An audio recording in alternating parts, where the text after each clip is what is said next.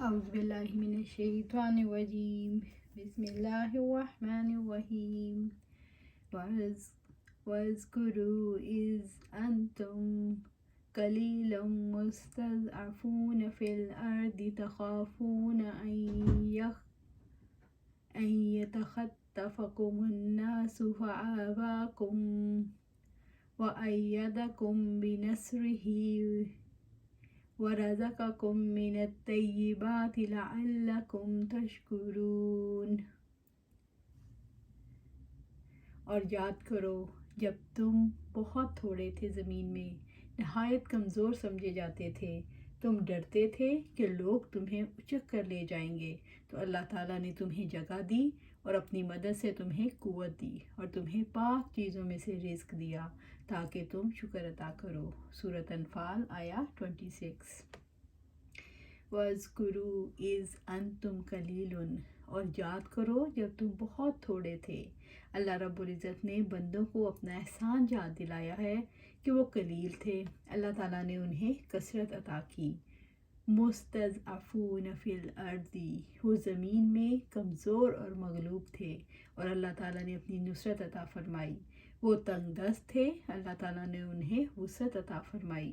تخافون ان یتخطفکم الناس، تم ڈرتے تھے کہ لوگ تمہیں اچک کر لے جائیں گے۔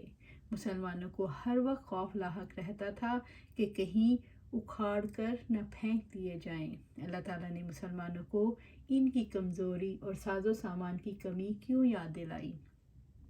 اللہ تعالیٰ نے مسلمانوں کو ان کی پوزیشن اس لیے یاد دلائی ہے کہ مسلمانوں کو اسلام کی دعوت کے سبب کہاں پہنچا دیا گیا۔ اس کی وجہ سے مسلمان معزز ہوئے، مالدار ہوئے، لہٰذا دعوت کی طرف سے غافل نہ ہو جاؤ۔ یہی اللہ تعالیٰ کی طرف سے بہت بڑا انعام ہے اور اللہ تعالیٰ ہی اس کا مددگار ہے۔ مکہ میں مسلمانوں کی حالت کیسی تھی؟ مکہ میں مسلمان بے بس تھے، ہر وقت خوف لاحق رہتا تھا کہ انہیں اکھاڑ کر پھینک دیا جائے گا۔ مسلمانوں کے جائز حقوق بھی انہیں نہیں دیے جاتے تھے۔ فآواکم، یعنی تمہیں مدینے میں پناہ دی، وأیدکم بنصرہ، اور اپنی مدد سے تمہیں قوت دی۔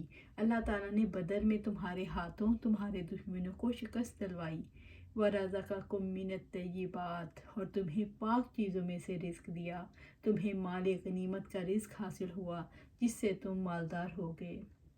لَعَلَّكُمْ تَشْكُرُونَ، تاکہ تم شکر ادا کرو، یعنی رب نے تمہاری مشکلات دور کی، مصائب کا کلا کما ہو گیا، اب اللہ تعالیٰ کا شکر ادا کرو۔ اللہ تعالیٰ کی عظیم نعمت اور کامل احسان پر اللہ تعالیٰ کی عبادت کر کے اور اس کے ساتھ شرک کرنے سے اجتناب کر کے اس کا شکر ادا کرو۔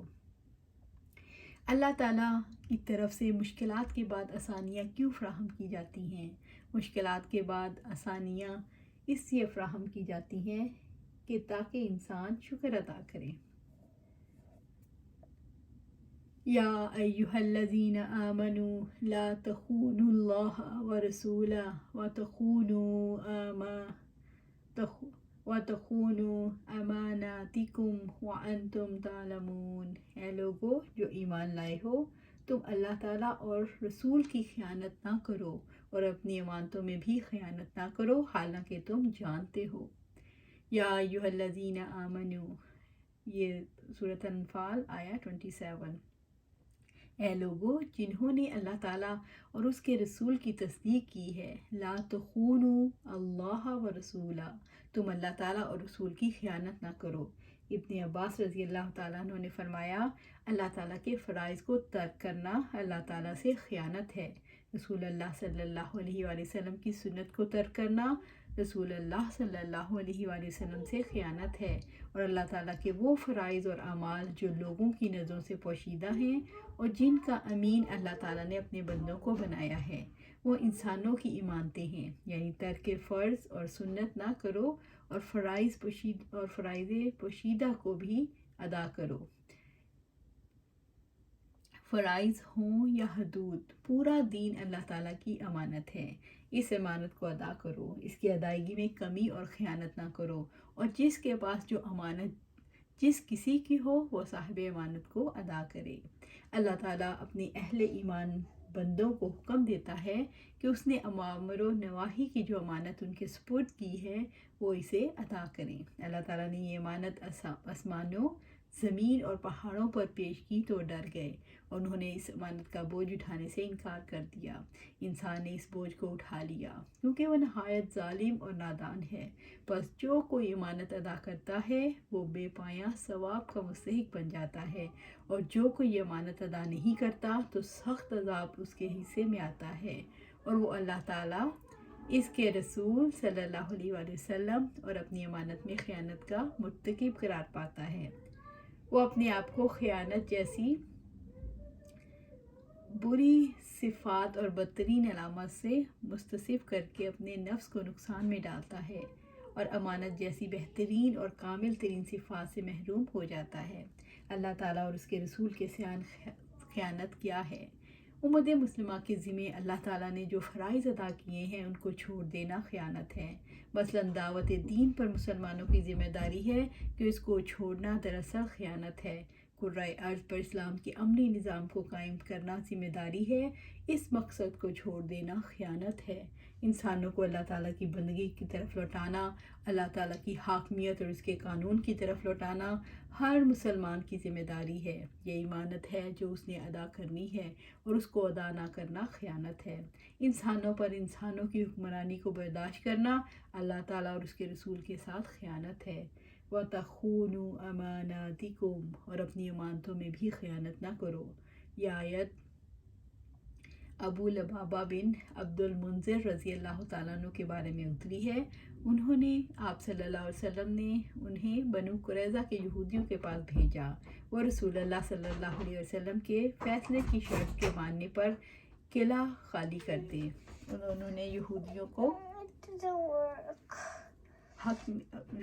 کا فیصلہ، یہودیوں نے آپ رضی اللہ تعالیٰ عنہ سے مشورہ دریافت کیا تو آپ رضی اللہ تعالیٰ عنہ نے اپنی گردن پر ہاتھ پھیر کر انہیں بتا دیا کہ رسول اللہ صلی اللہ علیہ وآلہ وسلم کا فیصلہ تمہارے حق میں یہی ہوگا۔ اب ابو لبابہ رضی اللہ تعالیٰ عنہ بہت نادم ہوئے کہ افسوس میں نے بہت برا کیا، اللہ تعالیٰ کی اور اس کے رسول صلی اللہ علیہ وآلہ وسلم کی خیانت کی۔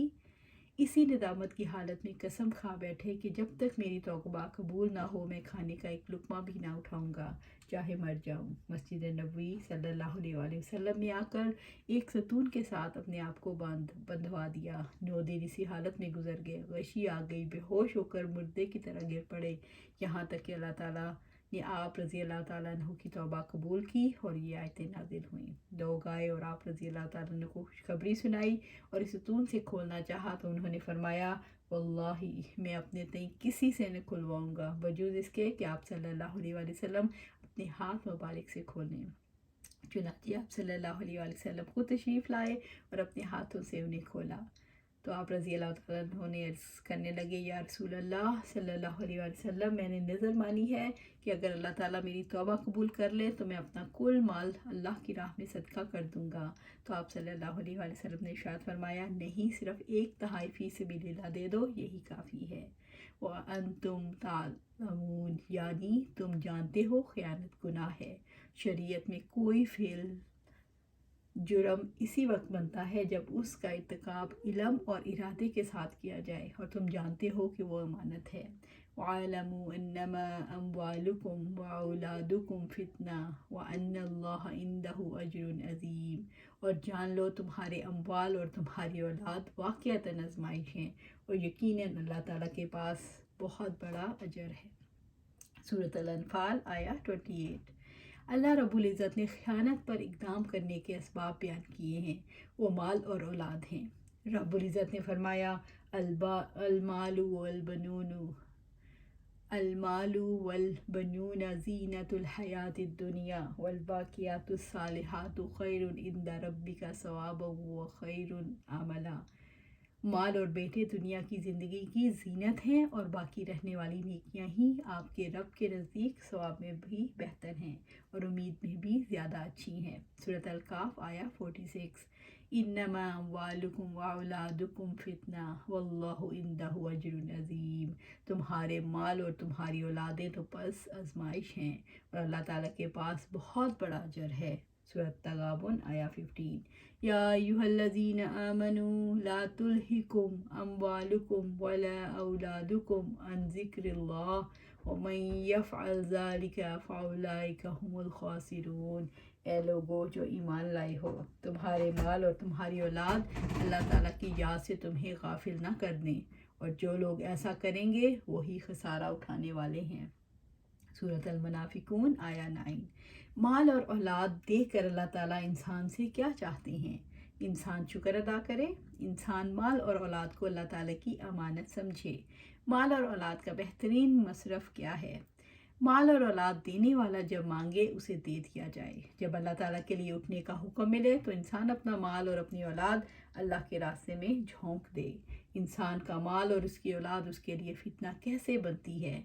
अल्लाह ताला जब दीन के लिए उठने और उसमें कुव्वतें लगाने और माल लगाने का हुक्म देता है तो इंसान उसके लिए उज़र तराशता है। इंसान माल की मोहब्बत में मुब्तला होकर माल को अपनी ज़ात के लिए तरजीह देता है और दीनी मकासद के लिए लगाने से गुरेज करता है। जब उसे अपने मुफाद या दीनी मफाद में से किसी एक की तरफ झुकना होता है तो उसे अपनी ज़ात बड़ी नज़र आती है, यूँ आज़माइश में मुब्तला हो जाता है।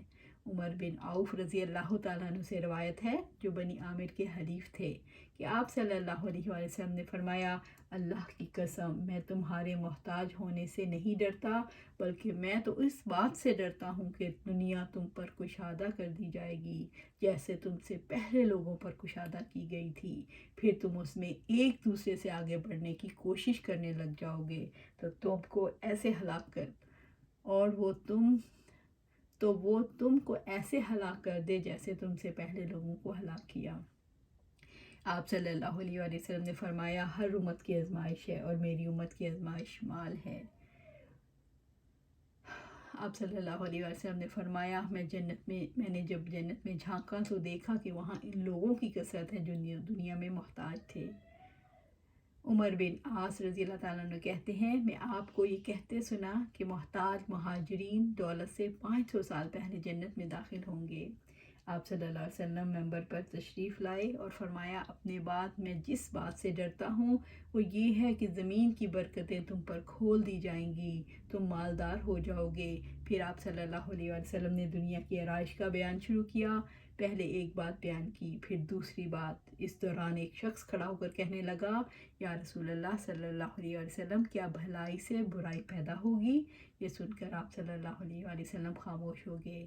हम समझे कि आप सल्लल्लाहु अलैहि वसल्लम पर वही नाजिल हो रही है और लोग ऐसे खामोश बैठे थे जैसे उनके सर पर परिंदे बैठे हों। फिर आप सल्लल्लाहु अलैहि वसल्लम ने अपने मुंह से पसीना पूंछा, वही बंद हुई तो आप सल्लल्लाहु अलैहि वसल्लम ने पूछा, वो साइल कहाँ है जिसने अभी पूछा था? फिर आप सल्लल्लाहु अलैहि वसल्लम ने सवाल किए का जवाब देते हुए 3 बार फरमाया, माल और दौलत से भलाई ही नहीं होती। फिर फरमाया, भलाई से तो वो भलाई ही पैदा होती है, मगर बहार के मौसम में जब हरी हरी घास पैदा होती है जो एक नेमत है, उसका ज़्यादा खा लेना जानवर को या तो मार डालता है या मरने के करीब कर देता है। इला ये कि जानवर अपनी कोखें भरने के बाद धूप में जा खड़ा हो और पेशाब करे, फिर उसके हज़म हो जाने के बाद और घास चरे, और ये मालो दौलत भी हरा भरा और शीरी है। और बेहतर मुसलमान वो है जो अपने हक़ के मुताबिक ही ले, फिर उसमें से यतीमों मस्कीनों पर खर्च करे, और जो शख्स अपने हक़ पर इक्तफ़ा ना करे, इसकी मिसाल इस खाने वाले की सी है जिसका पेट भरता ही नहीं और ये माल क़यामत के दिन उसके ख़िलाफ़ गवाही देगा। इसी तरह अब्दुल्ला बिन औफ रज़ी अल्लाह ताला के सामने एक रोज़ खाना रखा गया तो कहने लगे, मसअब बिन उमैर रज़ी अल्लाह ताला अन्हु जंग उहद में शहीद हो गए और वो मुझसे बेहतर थे। उनके कफन के लिए एक चादर मिली। हमज़ा रज़ी अल्लाह ताला अन्हु या किसी और का नाम लेकर कहा, वो शहीद हुए और वो भी मुझसे बेहतर थे। उनके कफन को भी सिर्फ एक चादर थी। मैं डरता हूँ कहीं ऐसा ना हो कि ऐश और आराम के सामान हमें दुनिया ही में दे दिए जाएं।